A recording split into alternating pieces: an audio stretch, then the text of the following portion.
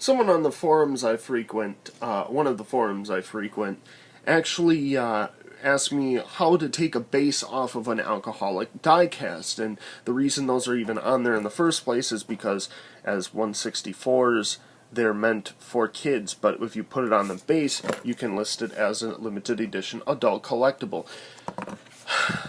So he made the mistake and somehow broke his diecast while taking the base off. But today I'm going to show you how to take these diecasts off their bases in a very cheap and effective manner, in a way that does not damage the diecast. The first time I did it, I did damage a diecast, but I tried using a saw, and I ended up taking off half the fucking paint on it, and it was a 2011 Brad Keselowski car, and I regret doing that, but then again, I gave it to somebody and I never saw it again. So here's an example of one of these cars that were on a base. Is Kevin Harvick's car.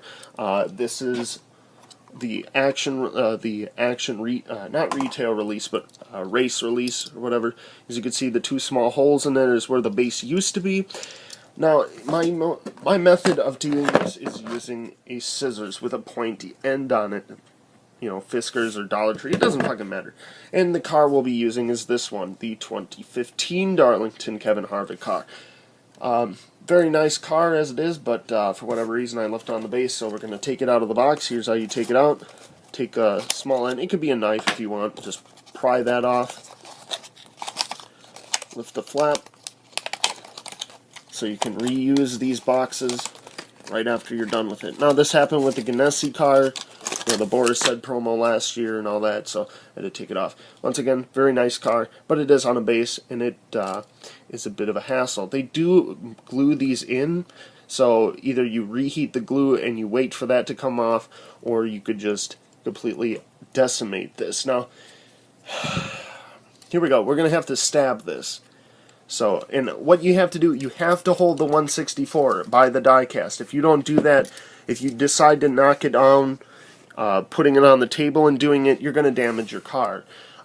If you try yanking it off, you're just going to pull the chassis off, and that's a mistake some people have made. So let's just give it a couple good stabs here. If you're hoping that I'll hurt myself, you're an asshole.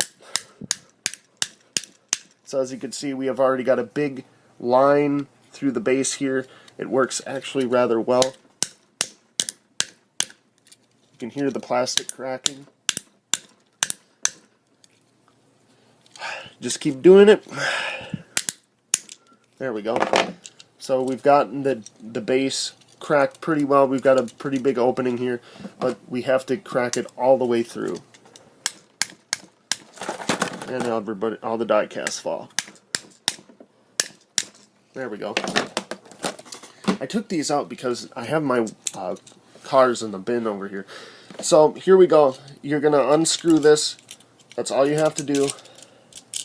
Throw the base away, it doesn't matter. If you want to reuse the base, you're kind of fucked.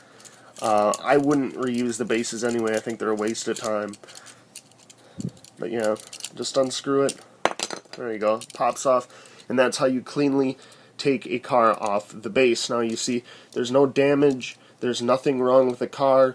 There's no chips. There's no nothing. And now you can freely play with it. The car will roll.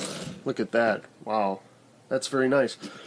But now I have both Darlington Kevin Harvick cars off of their bases. It's a very nice process, and I'm sure a lot of people wanted to know how to do it. So, you can comment, like, and subscribe for more, and I'll see you later.